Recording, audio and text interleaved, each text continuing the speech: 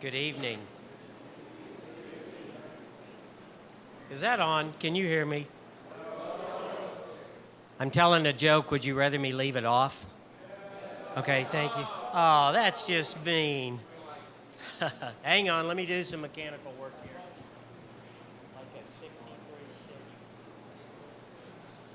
Now, can you hear me? Yeah.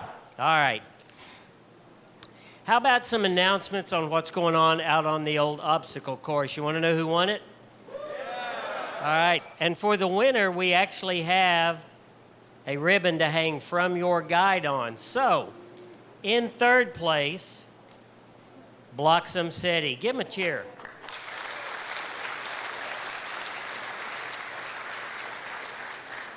In second place, Hardison City. Give them one. Yeah.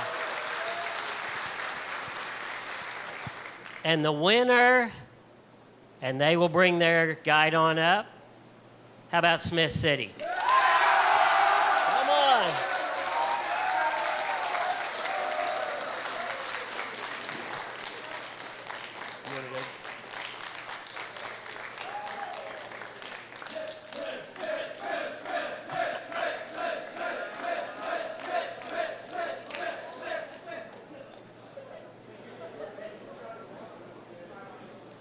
Come on up. And this is such an honor.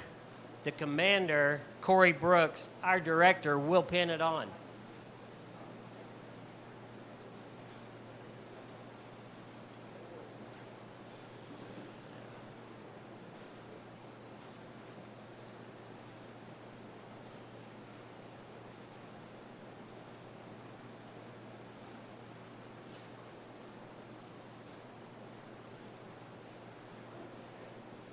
That's a lot of...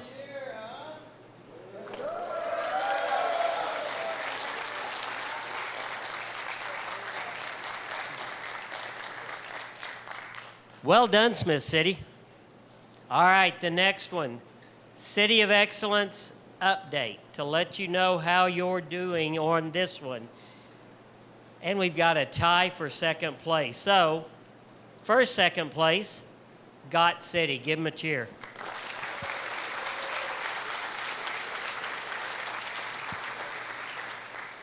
First of the second place, Smith City. Give them another one. The first place, no ribbon. This is an update midweek. Hardison City.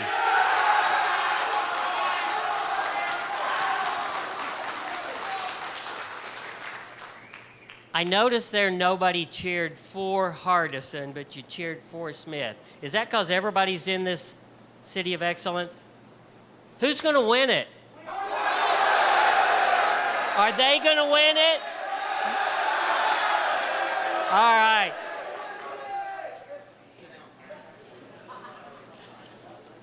If you would, help me welcome to the stage the past Boys Nation Senator and Ching City Senior Counselor, Mr. James Linbaugh.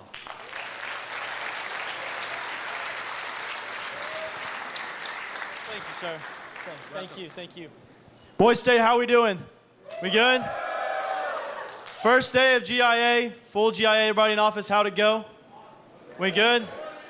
We did good? How did elections go? Who lost an election? Raise your hand. Let me see those lost elections out there. All right, good. What if I told you there was one more opportunity? One more opportunity to walk away from Oklahoma, American Legion, Boys State with an office. And what if I told you it was my favorite office? What if I also told you you go to Washington, D.C., meet national dignitaries, become even more of a leader, meet even more great people from around our country, and have another week that'll shape your lifetime? Would that be pretty cool? What do we think? Would that be pretty cool? That'd be pretty cool. Okay. Well, in 2017, I was sitting in your seat, right where you were. I had lost plenty of elections, a lot of them. Lost my mayor election by 1, ran for governor, lost pretty early. ran for Speaker of the House, lost that. I lost a lot. And I actually got pretty down on myself, and I let that affect the way I acted for a little bit. But then I thought, I need to turn this around. Boys State's not only about winning elections, it's about growing as a person, meeting people, becoming a patriot. And so I turned it around, and I put effort in. And I was given the opportunity to go to American Legion Boys Nation. And today I'm here to tell you about American Legion Boys Nation and tell you about how you can have an opportunity to do the same thing that I did. Y'all think that'd be pretty cool to go to Washington, D.C.? You think so? It'd be pretty cool? Okay, so let me start by explaining the process. The process this year, every single city, every single one of you guys will have the ability to nominate one delegate to go before the Americanism Committee and interview for a spot at Boys Nation. Every city gets one. In addition to that, the counselors, blue shirts, gray shirts, they have the opportunity to nominate people to go into these interviews as well. After this interview process, they'll be named 2 Oklahoma Boys Nation senators and 2 alternates. Just in case something happens, we always got to have a backup plan. So that is your opportunity to become a Boys Nation senator. So what does it mean to become a Boys Nation senator? Well, every Boys State across the country has the opportunity to nominate two senators to go to Washington, D.C. and mock the United States Senate. As you know, the United States Senate has 2 representatives from every state and passes legislation that then goes on to, whether it's been to the House or not, it goes to the president. And basically, you're a part of the government, but you're representing every single state. And you have the opportunity to go and represent our Boys State, represent the work you guys have done here, and represent our great state of Oklahoma. So I want to look up here at some of these pictures. I'll start up here in my top left. That is one of my best friends. His name's Michael Albright. He was at Boys State with me. He was in Hardison City. They won City of Excellence that year. He told me that about every day. A great guy. Over here, you might recognize some of these. This is our current director, and then our director emeritus, and then me and Michael. Over here, you guys also might recognize him. That's our 45th president, President Donald Trump. There's us in the Boys Nation Senate. This was my congressman. We had a day where we got to go to the Capitol. This was my congressman, Mark Wayne Mullen. And then on this side, I met this gentleman in the airport. This is Representative John Lewis, who, if you don't know, spoke after Martin Luther King, walked the Edmund Pettus Bridge.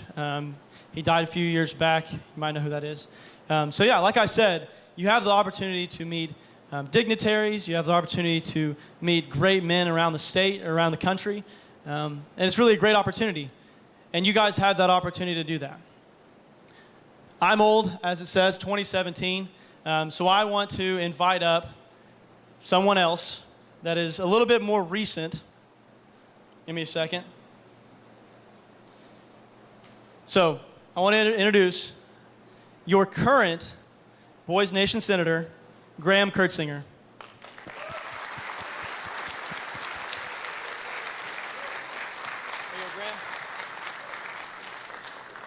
What's up, Boys State? Who's going to be City of Excellence? I'm biased, but I think Smith was the loudest. So I was never supposed to get to go to Boys Nation. Last year, I applied to Boys State thinking it was going to look good on an application. I was applying to West Point at the time, and I didn't really know what it meant, but I knew it was a lot of points on my application. Ended up having the best week of my life at Boys State, ended up being designated as second alternate for Boys Nation. So, like James said, there's going to be your 2 main delegates for Boys Nation senators and then your 2 alternates. And I was second alternate. So, at the time, this was the last night, they had just announced that Smith City had won City of Excellence 2021, and I was so pumped up about that, it totally slipped past my mind, the alternate part, and I was just excited to win an award. I had wanted to go to Boys Nation all week, but I was just excited all the same. I had won an award. And I went through the rest of my summer, had plans, things were going on. And while I was at Falls Creek, I got a text from Director Brooks, sent to my mom, who was a sponsor because my sister was going for her first time that year, saying, could I please speak with Graham immediately? So I grabbed my phone and I called Director Brooks, and he told me, and I still remember what he said. He said, Graham, do you remember what you have going on the last week in July? Remember, I told you to keep that week free. I said, yes, sir, I've kept that week free. And he said, well, Graham, we have a spot for you at Boys Nation we'd like for you to attend. And I flipped out. I was second alternate, never expected to go, and now I was going. Because it was 2021, COVID was still going on in some states. Lots of states canceled their boys states for that year. And in order to fill up the blank spots at Boys Nation, they actually had the alternates from some states, through a random drawing, end up being chosen to represent those states. So I actually did not technically represent Oklahoma. I actually represented Wisconsin. But being from Oklahoma, I made sure every single person knew I was an Okie, because that's kind of just what we do.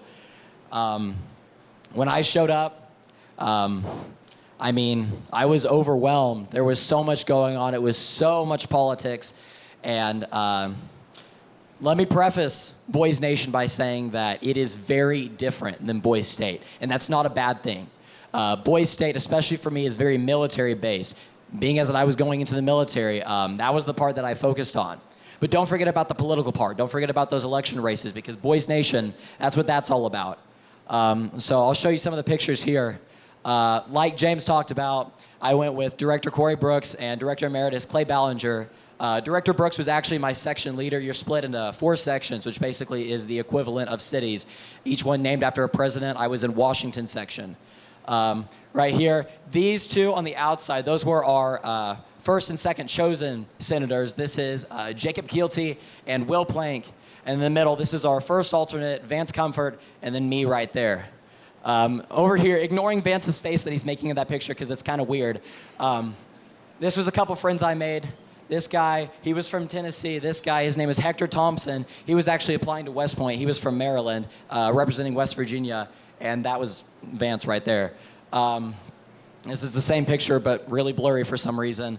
And right behind, you've got the Marine Corps Monument in Arlington, Virginia, which is right across the river from D.C. And one thing that you'll notice when you're at Boys Nation is we go on a lot of monument tours. And most of the time spent on those tours are recognizing the service members that we've lost. So what we were doing here, paying tribute to lost Marine Corps members. And we spent one night, we spent about 2 hours on the monuments on the National Mall, being led by the Legionnaires, talking about what these different monuments stand for and the men who died so that these monuments could stand for the victory that we won in those wars. So Boys Nation for me took a lot of adjusting, being as that it wasn't military. But the lessons that you learn there are really something that I've carried on through the rest of my life. The depth that they go into politics there, it's something you will have never seen in your life. I came in thinking I knew stuff about politics.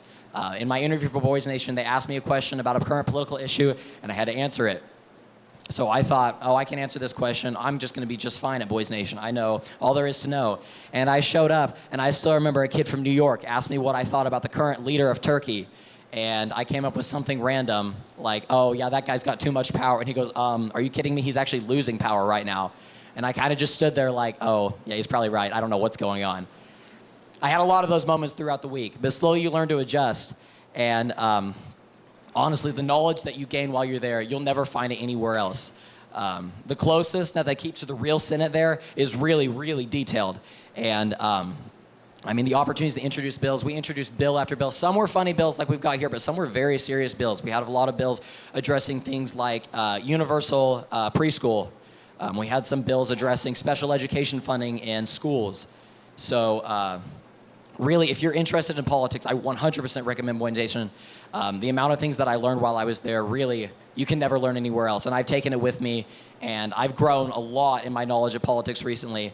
And another important thing, I've grown a lot in my open-mindedness. Boys Nation, being as if they're from all over the country, and especially that year because it was mixing up some weird states with the ones that weren't actually there, there are all different ranges of political beliefs. And I would say that's probably the single most important lesson that you can learn at Boys Nation. And probably the single most important thing that we need in America is learning to agree to disagree and actually to find ways to deal with those people and become friends and in the end, brothers with them. I can tell you right now, on that last day, it was a Saturday morning, and because I had an early flight, I was up at 3 a.m., didn't sleep the night before. There were guys crying when we were leaving. And you'd think because there's no military, you're not marching, you're just, doing the political thing, that you don't build a brotherhood. But I can tell you the exact opposite. I still talk to these guys every day. We've got an Instagram group chat, and I was literally texting them about 2 hours ago, telling them that I was giving you this speech right here. So truly, the experience here. They call Boys State the week that changes a lifetime, but the same can go for Boys Nation. So definitely, I would recommend this to anyone who's interested in politics and anyone who wants to grow in their knowledge of politics. There's really nothing like it. So thank you.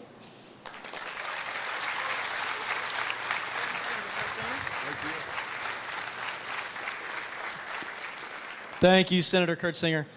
I would like to introduce you guys to one more Boys Nation alumni. This Boys Nation alumni is a 1975 delegate of Oklahoma Boys State and a 1975 Boys Nation senator. Following Boys Nation, this man graduated in 1980 from the University of Oklahoma, where he played football, and then had a 30-year career in financial service. Not only was he a Boys Nation senator, but he was also the president of Boys Nation. Boys State, give a hand for President Joe Davis.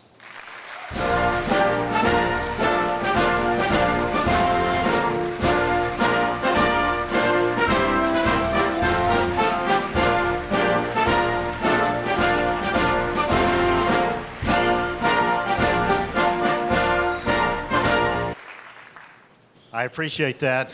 It's great to be back. It's hard to believe that the number of years have passed, especially looking at that picture on the far left, at least from up here. It seems like yesterday, actually. It was such a wonderful experience. And growing up in a small, rural, northeastern town, I remember I had an older brother, two older brothers actually, and one who had gone to Boys State, and he also was elected governor in 1970, and he went on to Boys Nation as well and was the chaplain there that same year. In April of 1975, our family moved down the road a bit to Muskogee, Oklahoma, and as we went, I'd only been there a few months, and I asked one of my teammates that I was going to be playing football with that next season, what are you going to do this summer? And he said, well, the first thing I'm going to do is go to Boys State. And I thought, well, wait a minute. If I was in Sallisaw, I would have automatically gone and attended. But being in a new city, I didn't know a lot of people, and a lot of people didn't know me. It was going to be hard to join the 8 or 9 individuals that were already elected to go. But the post there in Muskogee graciously allowed one more slot, and the rest became history.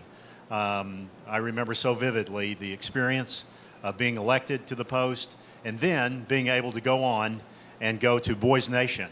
My brother had been, as I said, a chaplain there, and was very excited for him and that position that he had. When I went, I thought the same thing. I'm going to be a chaplain. They had us write prayers, and we turned them in. And when my name wasn't called, I wasn't quite sure what I was going to be doing. But lo and behold, in time, I saw my destiny there, and it's something that I'll never forget. Running against a young man from Massachusetts, and due to the city that I was in and the fellows that I was hanging out with, they put me over the top, and I was elected Boys Nation president in 1975.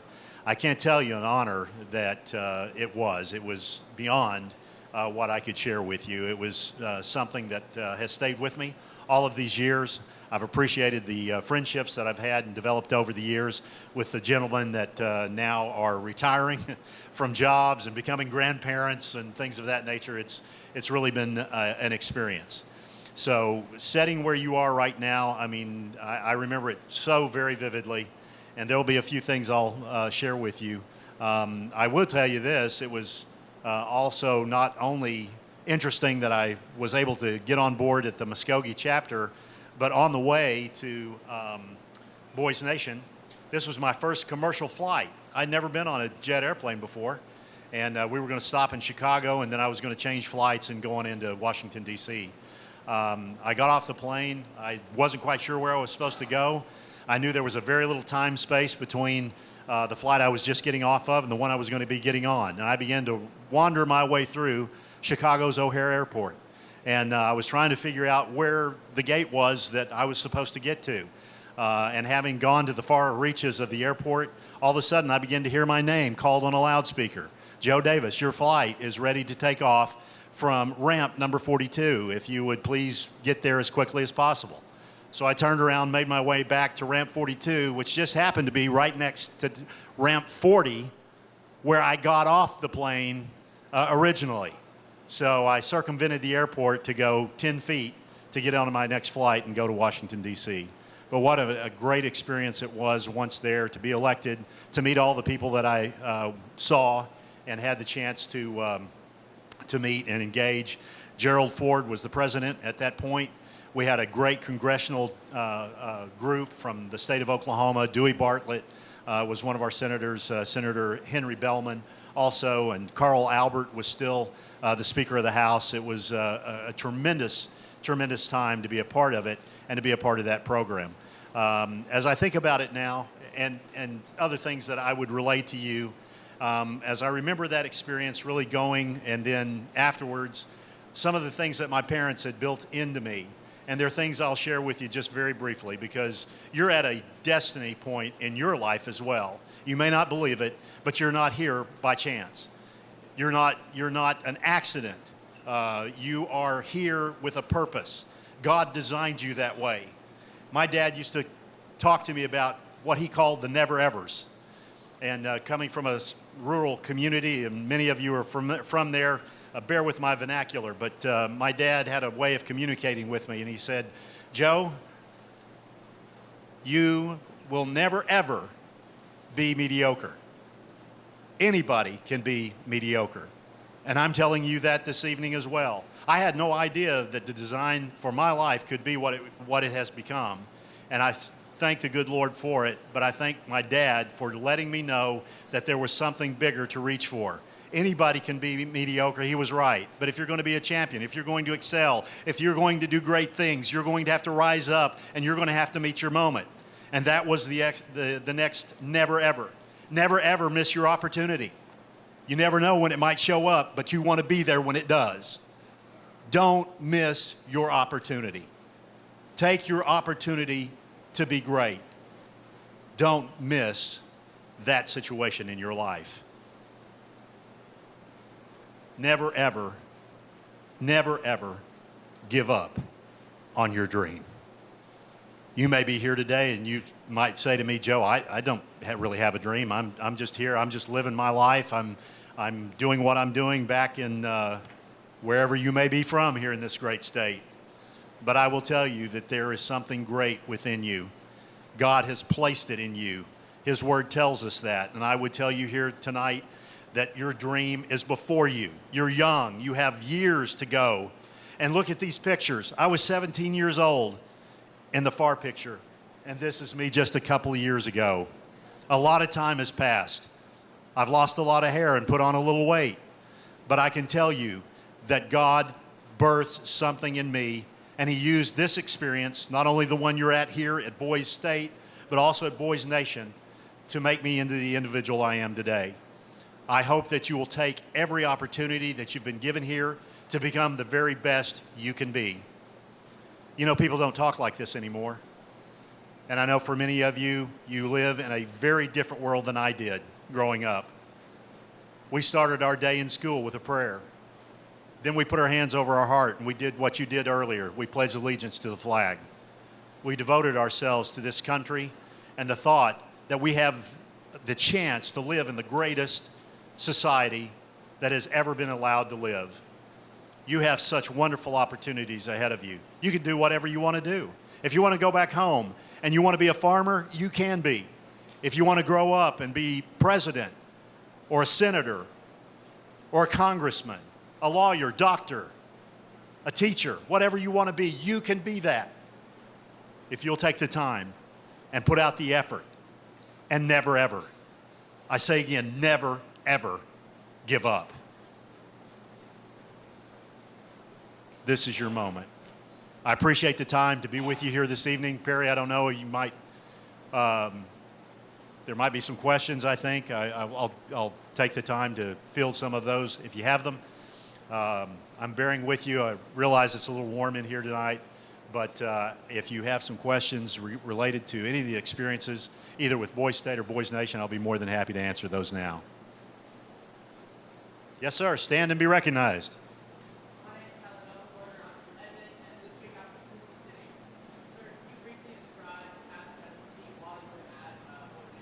Say again. Could you briefly describe the path to presidency while you were at Boys Nation? Well, that's interesting that you should ask that. Like I said, my thought was to be the chaplain. So I wrote a prayer. I turned it in. Several of us did. And then when I was told I wasn't going to be the chaplain, I didn't know quite what I was going to do. Then the next opportunity that came up was the Speaker of the House. They had a gentleman that was from the state of Mississippi that was brought up to that post. And by that time, I thought, well, there's only really one thing left for me to do. I can be a senator from Oklahoma, which was a great opportunity and a great honor, or I could maybe reach out and decide that I want to run for president. And that's exactly what I did. And I made it through a couple of rounds, and James may remember that as well. But pretty soon it was myself and one individual from the state of Massachusetts, and I ran against him, and because of the group or the city that I was in and carrying that whole group of individuals, I was able to carry the presidency and win at that point. It was one of the great highlights of my life. I didn't realize what I'd done, quite honestly. I remember walking out and going across to a administration building. We were on the campus of American University, and Chuck Masters was leading me. He was the senior commander at that point over Boys Nation. He led me to an administration building. On the way over, he put his hand on my shoulder and he said, "How do you feel?" And quite honestly, I didn't know what to say. And what was even more stark was when we got to the administration building, we didn't have cell phones back then, fellas. I had to make a collect phone call to my parents back in Muskogee, Oklahoma. And I remember my mother answered the phone, and the operator said, would anyone on the other end of the line accept this call from Joe Davis? And my mother, no sooner than she heard that, she said, "Yes, we'll accept." And the very next thing she said to me was, "Joe David, what have you done?" And at that point, I said, "Mom, you'll never believe what I'm about to tell you."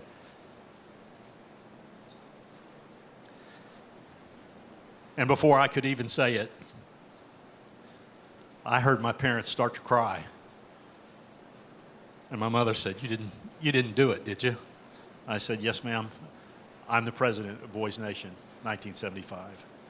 And you can't imagine the thrill that that brought to me.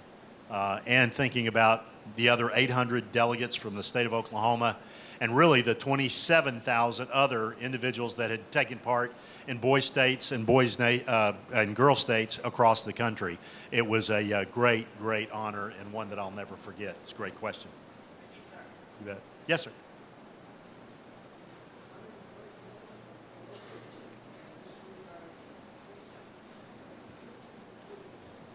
Come up this direction. I'm old. No. That's a great question, too. My original plan was to go to the United States Naval Academy. We took a day trip there, and it was one of the most impressive facilities that I'd ever seen in my life. And I thought I wanted to be a part of that. Unfortunately, as you see me today, I have glasses on. I had no desire really to fly, but I did want to be. I had a family heritage that spanned the Navy over the years, and from some of my relatives. My dad was actually an Air Force man, but I wanted to go to the Naval Academy, and I got the appointment. But through a kind of a quirk of fate, I ended up going to Baylor University on a football scholarship there. I got there, stayed long enough to figure out the Baptists didn't know how to play football back then, and transferred to Oklahoma. And I had two brothers, as I said earlier, one who, both of them played on two national title teams in '74 and '75, and Steve, the oldest, won 3 Big 8 championships and 2 national titles as a starting quarterback on those teams. My quest there was a little different. I was a backup to a guy by the name of Julius Caesar Watts. You may know him as J.C. Watts. I can tell you a brief story, and this will probably sum up my career there at Oklahoma very well. We were preparing in the spring for the OU Texas game, and we always did that, even though we were several months away from the game itself. We had what we called a Texas practice, and J.C. Watts was in the huddle before me, and Coach Galen Hall reached in and told him that he wanted him to run the option play to the right. And J.C. called it. They come out of the huddle. He gets under center, takes the snap, fakes to the fullback, goes down the line, and he fumbles the ball. And he fumbles the ball right at the feet of Barry Switzer, who was our coach. He had just walked up to see what was happening, saw what happened. He got very angry, and I can't say some of the things that Coach Switzer said at that point to J.C., but he finally turned around. We were at the north end of the stadium, and he said, "J.C., do you see that section 18 sign at the top of the stadium, 72 rows up?" He said, "Yes, sir, I do." He said, "What do you want me to do?" He said, "I want you to run all the way up, touch that section 18 sign, come back down and run the play right." Meanwhile, while J.C. was doing that, I took the next spot in the huddle. Coach Hall asked me to run the option play, same play, to the right. I break out of the huddle. I get under the center. I turn, fake to the fullback. I come down the line, and I, too, fumble at the feet of Barry Switzer. I don't remember that Coach Switzer spent a whole lot of time haranguing me the way he did J.C. He just kind of folded his arms. He kind of wiped his brow, and he said, "Davis, do you see that section 18 sign at the top of the stadium, 72 rows up?" I said, "Yes, sir, I do." He said, "I want you to run up all 72 rows, touch that section 18 sign, and jump over." So, however, fortunately for me, I can tell you one other quick story. Timing is everything, as I said. And I had the opportunity to work on Wall Street, and here I was again, taking my second plane trip, basically, to New York City. I flew into LaGuardia, and I was headed for an interview off Wall Street, right next to the Twin Towers, at 130 Liberty Street, and I was going to be interviewing with a group called J&W Seligman. And I went in, sat in this very ornate lobby where letters from then U.S. or former President U.S. Grant and other artifacts were laced around this particular lobby. And I waited for my name to be called, and sure enough, I went in to talk to the national sales manager. And he looked just like Vince Lombardi. You guys may not remember who he was, but Vince Lombardi coached the Green Bay Packers to great championships in the latter 60s. And he kept looking at my resume, and then he'd look up at me. He looked at my resume, and he looked up at me. And he said, "I see you went to Muskogee High School." Well, that was interesting for a guy from New Jersey to be looking at my resume, and the first thing that caught his attention was that I was from Muskogee, Oklahoma. The next thing he saw was, "I see, too, that you played football at the University of Oklahoma." Yes, I did. I was mystified at this point. And he finally said, "I think Mr. Brown will want to meet you." And I thought, I have no clue who Mr. Brown is. Well, as he unfolded the story, Mr. Fred Brown was a gentleman that had graduated some years before, and I believe it was the class of 1937, from Muskogee High School. And he went on to say that he was also a graduate of the University of Oklahoma. Now, fellas, when I talk about coming face to face with your destiny, this is how it happens. I mean, what were the chances that that would happen? And then that launched a 30-year career with some of the finest financial services companies really in America, but also worldwide. And it was such a great door opener, this was, and the things that I learned here, and to stand and to be recognized and to go on and to use the God-given talents that I've been given to represent some of these fine companies. So it was a great thing, and you can take what you're learning here and what you're doing and just your very presence here back to where you're going and then on to great things, whether you attend the University of Oklahoma, that other university in that other city. Stillwater. But anyway, I'm just kidding. But you have an opportunity here and make the most of it. Another question, perhaps? One more. How about one more? Yes, sir. Back in the back. And you're going to have to come up this direction because come running, buddy.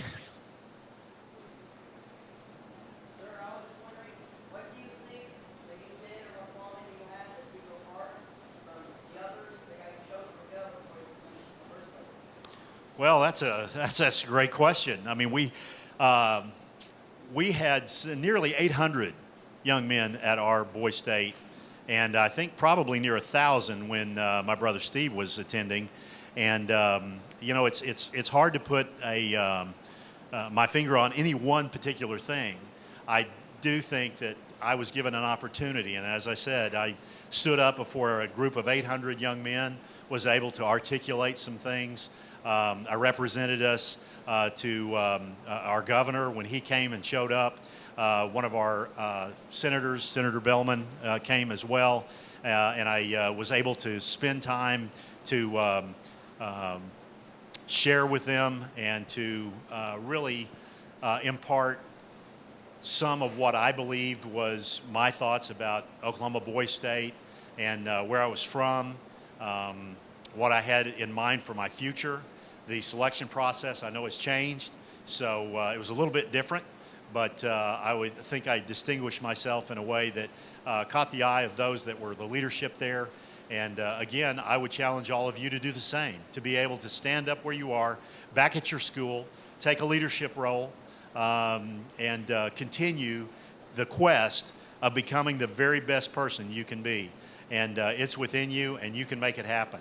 And so I appreciate the question, and hope you'll do well as you go forward. So you will. Commander, what do you say? All right. Well, I appreciate it, fellas. Good luck to you. All the best.